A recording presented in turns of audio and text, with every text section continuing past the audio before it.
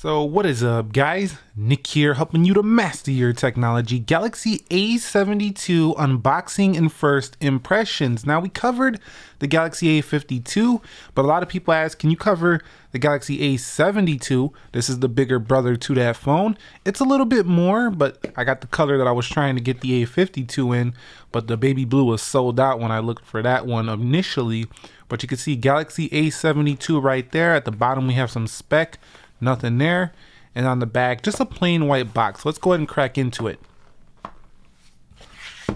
So right here there's a little seal, and one thing I will say is that the A series boxes, they're not as premium as the S line boxes as you would expect. Definitely the Galaxy S series boxes are a little bit more premium looking than the A series, but that's the point. The A series isn't the premium line for Samsung. So you can see right here, if we open it up, it does say Samsung Galaxy A72. You can see right there, Infinity O display, a quad camera, 64 megapixel with OIS, IP67, water and dust resistant. Now inside here, we do have our warranty guides and things like that. So if we open this up, you'll see some warranty guides in here. We'll read that crap later. And you'll see right here, SIM card tool. And then over here, Galaxy A72. Bam, that baby blue is beautiful. Definitely for the price of this phone, you're gonna pay around $450 for this one, so not too much to get this really nice look here. And right off the bat, I can already tell, yeah, I got some nice plastic on this one. Right off the bat, I can already tell this is a little bit bigger than the Galaxy A52. Go ahead and take a look at this next to the Galaxy A52 just to show you what I'm talking about. 6.7 inches versus 6.5. It's slight, but it's definitely a little bit noticeable. And then inside the box here, actually, let's go ahead and boot that up really quickly while we're waiting. It does have a screen protector pre-installed down here, so definitely that's nice. And there is some plastic around the edges. We'll peel that off before the review. I'm gonna leave it on for now, but definitely nice overall look, especially in the colors. I think they got a purple color as well. And you'll see right here, we do have our USB cable. And guess what? You get a charger in the box. So let's check out this charger. Super fast charger too. Super fast charging. So not sure if you could see that. Super fast charging on this one. So very nice overall setup. You know, it's got the basics in the box. I don't see a case in this one. Maybe some of you may get a case depending on where they're shipping this at. But I'm going to go ahead and get this thing set up. And if I see anything unusual, then I will pause and show you that. All right, guys, so we're now in the phone. All I had to do was sign into Gmail, Samsung account, put your biometrics in, and you were basically in the phone here. So you can see there's a Google tray on this phone right here. Let's take a look at the wallpapers. We do have One UI 3.1 on board as well. If I go to my wallpapers, you'll see pretty similar to the A70 or the A52 with one different wallpaper. I have that A52 right here, and you can see right here, if I go to wallpapers here, there's only one different wallpaper here for the A52. So just wanted to talk about that first. It's that one right there.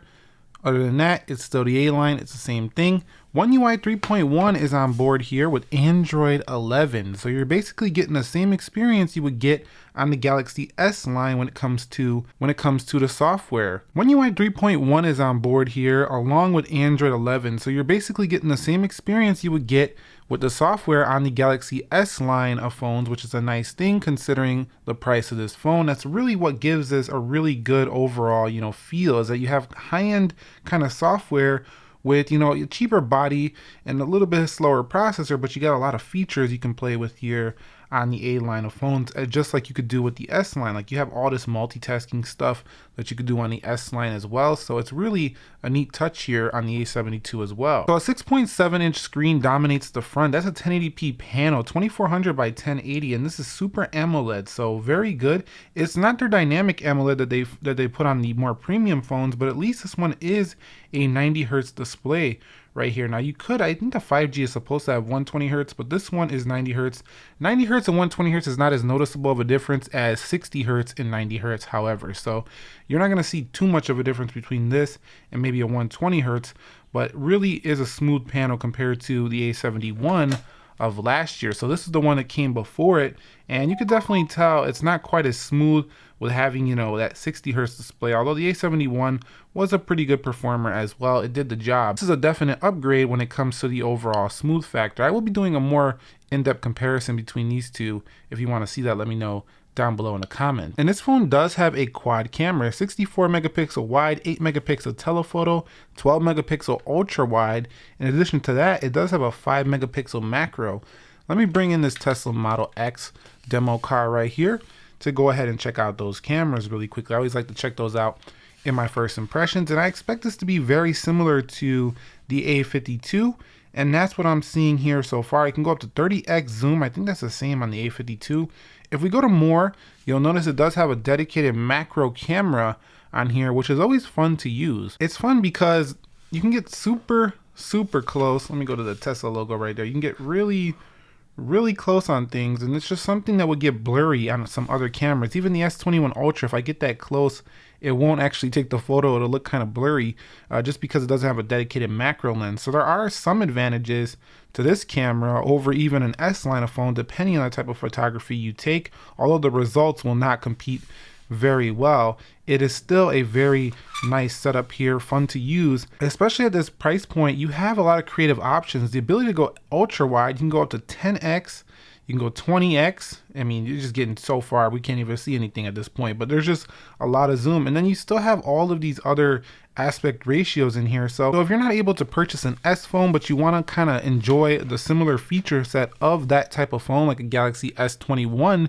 you should definitely consider the A72. This one is giving you a screen size that's more akin to something like the Galaxy S21 Plus, but it's also giving you similar feature sets. So very nice overall phone, and it comes in these fun colors like this blue. It comes in like a violet color.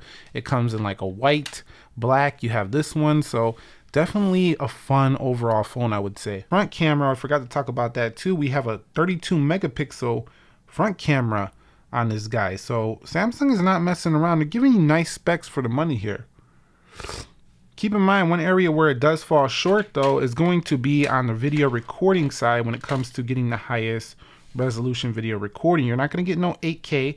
You're not even getting 4K 60 here. You're only getting 4K 30. However, I would argue that's enough of a, you know, frame rate for a lot of people here of 4K 30. You do have a super steady mode as well. And if I go to settings here, you'll notice you can add the grid lines. There's a lot of features set in here. I'm not seeing any 60 FPS going on here though when it comes to the UHD, so not the sweetest thing there. On the front, you can do full HD as well in the video settings as well. So I'm going to be taking a closer look at the camera before the full review. I will be giving you samples and stuff like that, so don't worry about that. Now next up, this phone actually has expandable memory. That's a pretty cool thing as well. You can see that baby blue, you know, SIM card tray right there. Micro SD card slot for a SIM as well. And you could do dual SIM on here. You could see it right there. It says SIM 2 micro SD. So really it depends on what you want to put there. And then you can go ahead and turn it around. You'll see volume markers are on the right here. Power button in a pretty good location. It's not too high. I think most people should be able to reach it. I noticed the fingerprint, you have to press it down a little bit harder than a more premium Samsung phone. But once you do, it goes in. Watch. If I just kind of tap it like that, it doesn't do anything. I mean, that could be the screen protector, but I feel like I got to press that a little bit harder. Now, on the bottom, you'll see we do have a headphone jack, something you're also not going to find in a lot of other phones, USB-C fast charging, and Samsung finally put some dual speakers on the A72 and A52 line this year. Before, it was just firing out the bottom speaker on these older phones, which were plenty loud, but still not giving you the loudest sound. Samsung switched to more of a matte texture back on the rear of the A72. If you look at the A71 here, a more glossy interstellar kind of glow looking thing over here. I kind of like the look of this shininess of the A71, but this is more practical. It's more an everyday phone. You're not going to see too much dirt marks. It'll stay clean all the time. So it's a good choice, I think, a very practical choice by Samsung to put more of a plasticky, like not as dirty looking build. And around the camera, you also have that same plastic texture, because around the camera, you can get a lot of smudges and nastiness if you put like a shiny glass material like the old A71 had, and they fixed that too. So very clean looking phone. And the Galaxy A72 does feature a 5000 milliamp hour battery. So this phone right here is not messing around when it comes to its battery size. I'm going to be testing this and seeing how well it actually does do in the real world. But that's one of the pros over the A52 is that it does have a larger battery. So very nice on the Galaxy A72. And I believe this comes with the Snapdragon 720G chipset. Let's take a look. Oh, actually this one has a 732G in it, so my mistake on that one. We do have Adreno 618 and it is an octa-core CPU. If I go over here to device settings, you'll see a total RAM of 6 gigs. On this one, you can get it with up to 8 gigs. I believe that's going to be for the 5G version. Correct me if I'm wrong. So what you're getting with the A72 over the A52 is mostly a bigger battery and a slightly bigger screen here, and a 732. Some of the A52s come with the 720G chipset, so you might get a little bit better performance here on the A72. But one of the strong selling points is Samsung's ecosystem here. Their software is definitely more refined than some of the competition. Not all of it, but some of it. It's got more features than a lot of it. And you can use Galaxy Watches with this, Galaxy Buds. So this is kind of like your entryway into the Galaxy ecosystem if you're not willing to pay like $1,000 for one of those more premium phones, or even 800, 700. You just want something a little bit cheaper. A72 is going to be one of the largest phones you can get in that cheaper range. Notice I say cheaper because it's not the cheapest. As A72, A52 are not the cheapest. There's like A32, A42. Those are even cheaper than this one.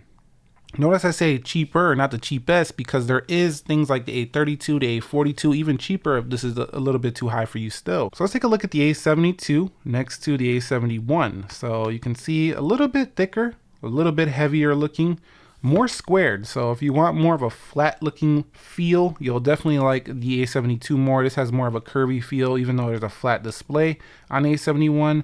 The A72 just more of a boxy square feel, if you like that. Then over here we do have the Galaxy S21 Plus, more premium. I just wanted to show this to showcase how similar the actual look of the camera, the overall, build. It just looks like a premium phone. And again with that A52, one more time, you can see identical, just a slightly bigger battery, slightly bigger display, a little bit of a bigger body. So overall, my first impressions are it's just a really good, bigger version of an A52. So a nice update to the A71, giving you a cleaner back, more up-to-date software, things like that. So definitely a nice value phone here in the A72. I mean, think about all you're getting versus some competitors giving you much smaller screens, like the iPhone SE, for example. You might get a better processor, but you're not getting a big display. You're not getting a quad camera system. You're not getting OLED. So there are a lot of value advantages here for this phone. Let me know which comparisons you want to see, speed test, things like that, camera review, things like that. Let me know down below, and I'll catch you all in the next episode. Thank you very much for watching. Nick here, helping you to master your technology. Be sure to be well, and if you have an A72, share your experience with the community down below. I'll catch you all in the next one. Peace.